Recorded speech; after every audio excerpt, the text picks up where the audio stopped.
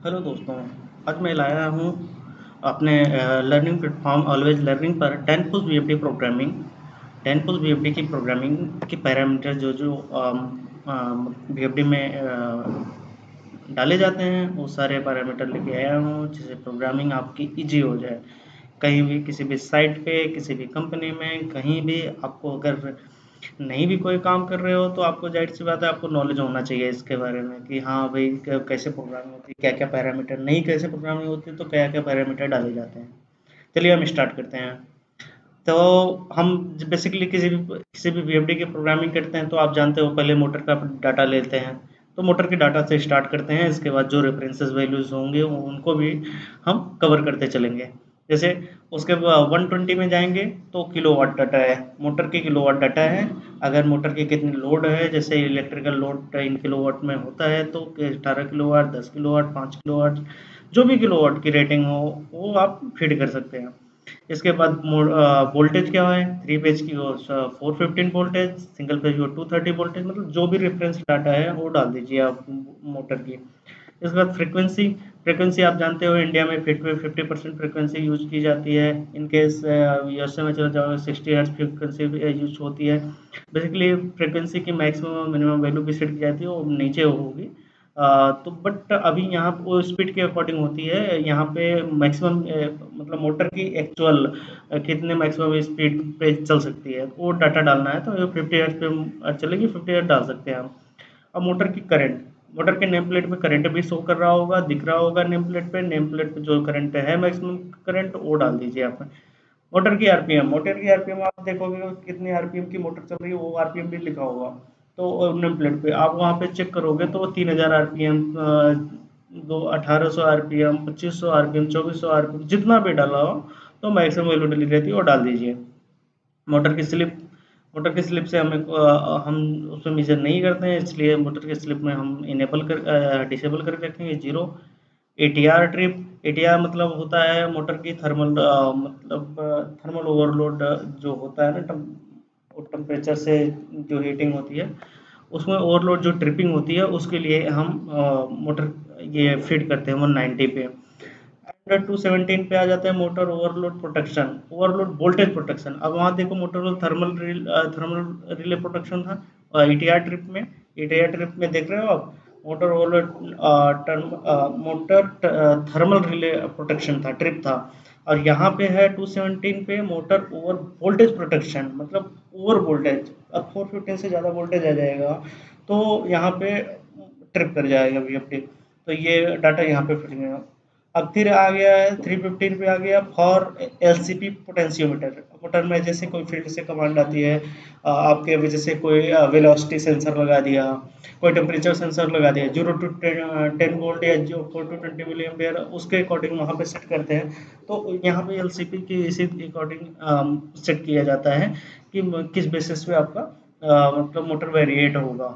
तो ये एलसीपी पोटेंशियोमीटर होता है। 315 अगेन आएगा, अगर उसी में है, अगर आप वो नहीं सेट करना चाह रहे हो, एक्सटर्नल आप यूज करना चाह रहे हो, जैसे आपको पोटेंशियोमीटर आता है ना मार्केट में 10 के 20 के, अगर उसके बेसिस पे यूज करना चाह रहे हो तो 0 to 10 वोल्ट दे दीजिए आप पोटेंशियोमीटर, आप उससे रेगुलेट कर सकते हो इसको, लेकिन आपको 315 को इनेबल करना पड़ेगा 1 पे। ओके। अब 341 ऐसे ramp up time in the sense ये होता है रैंप अप टाइम कि आपकी मोटर की फुल स्पीड जो अपने स्पीड सेट कर रखी थी मिनिमम मैक्सिमम स्पीड, वो मतलब उस स्पीड तक कितने समय में पहुंचता है। इनकेस अगर आप कम समय सेट करते हो ना तो बहुत जल्दी जर्क लोड मतलब जर्क लोड ज़्यादा आने लगता है, स्टार्टिंग लोड ज़्यादा आने लगता है मतलब। तो आपकी अगर प्लग फैन है तो प्लग फैन टूटने का अंडर रहता है, इसलिए हम रैंप अप टाइम थोड़ा डाल के रखते हैं। जैसे हमने यहाँ 30 सेकंड डाल रखा है, आप 20 सेकंड भी डाल सकते हैं, 20 सेकंड मिनिमम तो डालना ही चाहिए। वैसे तो लोड के अकॉर्डिंग मोटर में और भी समय डाल सकते हैं, जैसे कि 40 सेकंड, 50 सेकंड भी डाल सकते हैं, और उसी अकॉर्डिंग है रैंप अप डाउन। अगर हम मोटर को बंद कर रहे हैं तो ऐसा नहीं एकाएक बंद किया तुरंत बंद होगी, थोड़ा 10 सेकंड, 20 सेकंड, 30 सेकंड जो भी मोटर की लोड अकॉर्डिंग है। अगर ज़्यादा हैवी लोड है 40 सेकंड, 50 सेकंड डाल दीजिए, धीरे धीरे अपना बंद हो जाएगा। कोई मोटर में दिक्कत नहीं है, ना वीएफडी में दिक्कत आएगी, ना जर्क लोड आएगा, ना बैक ईएमएफ आएगा, कुछ नहीं होगा। ठीक है। अब 412 में देखिए मिनिमम स्पीड है। मैंने यही बोला था ना अभी ऊपर कि मैंने मिनिमम स्पीड के अकॉर्डिंग हम मतलब रैंप अप टाइम वगैरह, ramp up time, ramp up time में, उस रैंप अप टाइम्स में मैक्सिमम, जैसे कि हमने 30 सेकंड डाला, उस रैंप अप टाइम में हमारा जो मिनिमम स्पीड है, मिनिमम स्पीड से मैक्सिमम स्पीड तक चला गया। मैक्सिमम स्पीड मैंने 40 हर्ट्ज से सेट कर दी मान लीजिए।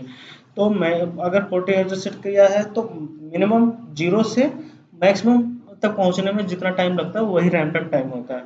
वो उसका सेम वाइस वर्सा होता है कि अगर मैक्सिमम स्पीड से मिनिमम स्पीड तक आने में वो रैंप डाउन टाइम होता है। ठीक है। अब 412 में आप देख रहे हैं मिनिमम मिनिमम स्पीड है। इसमें मिनिमम स्पीड आप कुछ भी रख सकते हैं, 0 रख सकते हैं, 10 रख सकते हैं। आप अब आपके ऊपर डिपेंड करता है। अगर मिनिमम स्पीड चलाना चाह रहे हैं 10 सेकंड रखना है, 10 हर्ज रखना है या 20 हर्ज रखना है, मतलब इससे नीचे ना जाए। कहीं कहीं आप देखोगे स्टैटिक प्रेशर पे डिपेंड करता है। अगर एक static pressure, minimum static pressure होता है, अगर मिनिमम स्टैटिक प्रेशर आपका मेजर करते हैं कि 30 हर्ट्ज पे आता है या 45 हर्ट्ज पे आता है या 35 हर्ट्ज पे, जितने हर्ट्ज पे आता है उसको मिनिमम स्पीड रख देते हैं। इसमें मैक्सिमम स्पीड 50 हर्ट्ज रख देते हैं।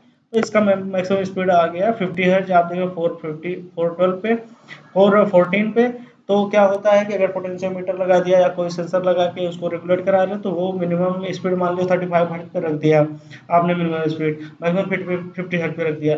तो आपका जो सेंसर का डाटा आएगा या रेगुलेट होगा ना, ऑटोमेटिक रेगुलेट, वो क्या होगा कि वो 35 to 50 हर्ट्ज के बीच में रेगुलेट होगा फैन आपका। कितने मतलब कितने कि जितना डाटा वहाँ सिग्नल आएगा, जैसे 0 सिग्नल आएगा 35 होगा, वो 1 सिग्नल आएगा उससे ज़्यादा होगा। अगर आपका 10 वोल्ट आएगा तो आपका 50 हर्ट्ज हो जाएगा। इसी के बेसिस पे मतलब रेगुलेट होता है। अब आ जाता है टॉर्क लिमिट। टॉर्क लिमिट 416 है, जो मिनिमम टॉर्क लिमिट है। मिनिमम टॉर्क लिमिट में मैक्सिमम टॉर्क लिमिट है। मैक्सिमम टॉर्क लिमिट में आप अपने मोटर के अकॉर्डिंग डाटा डाल सकते हैं कितना रखना है। 417 में आ जाइए, मिनिमम टॉर्क लिमिट। टॉर्क आप जानते ही हैं। तो मिनिमम टॉर्क लिमिट में मिनिमम मोटर की मिनिमम टॉर्क डाल दीजिए। एक बार 510 आता है स्टार्ट कमांड, जो हम वीएफडी में कनेक्शन जो करते हैं 18 में डीआई इनपुट, मतलब डिजिटल इनपुट देते हैं, तो उसमें 8 वैल्यू फिट कर दिया। बेसिकली वीएफडी को इनेबल मतलब स्टार्ट करने के लिए जो कमांड दिया जाता है, जो स्टार्ट करने की सिग्नल दिया जाता है, उसी को इनेबल करने के लिए ये यहाँ पे देते हैं सिग्नल। और 512 अगर कोई सिग्नल नहीं दे रहे हैं, 512 में वहाँ 0 रख देंगे तो हमारा कमांड ही नहीं जाएगा। ओके। अब आ जाते हैं, अगर इन केस आपकी फैक्ट्री से कोई वीएफडी आई है और वहाँ की डाटा प्रॉपर नहीं है, आप बार बार फीड करने में, डाटा फीड करने में आपको परेशानी हो रही, इतना डाटा कैसे फीड करेंगे और बार बार चेंज करने में, तो आप कुछ मत करिए। कभी कभी रेफरेंस वैल्यू डाल देते हैं फैक्ट्री वाले, तो क्या होता है कि वीएफडी आपकी मिनिमम स्पीड से मैक्सिमम स्पीड जाने में मतलब चलती ही नहीं है, मैक्सिमम स्पीड तक नहीं जा पाती है। तो वो एक रेफरेंस जो वैल्यू डाली रहती है, जैसे 50 आपने मैक्सिमम डाली, उन्होंने रेफरेंस वैल्यू डाल दी 30, तो 30 पे ही चलेगी, नॉट अ 50 पे चलेगी। इसलिए आप क्या करो कि 1422 में चले जाइए, वहाँ पे टू वैल्यू डाल दीजिए। टू डालने के बाद इसका पावर ऑफ कर दीजिए, ओके करके पावर ऑफ कर दीजिए। तो क्या होगा, आपकी वीएफडी रीसेट हो जाएगी। रीसेट होने के बाद पावर ऑन करिए, इसके बाद इसको जीरो कर दीजिए, 422 को इसको जीरो कर दीजिए। अब ये बंद हो जाएगा। तो इसके बाद आप पूरा डाटा डाल दीजिए इसमें, प्रोग्रामिंग जैसे हमने बताया आपको वैसे कर दीजिए। Thank you so much. आज का सेशन यही खत्म करते हैं। ये 10 पोस्ट वीएफडी की प्रोग्रामिंग हो गई आपकी। Thank you so much.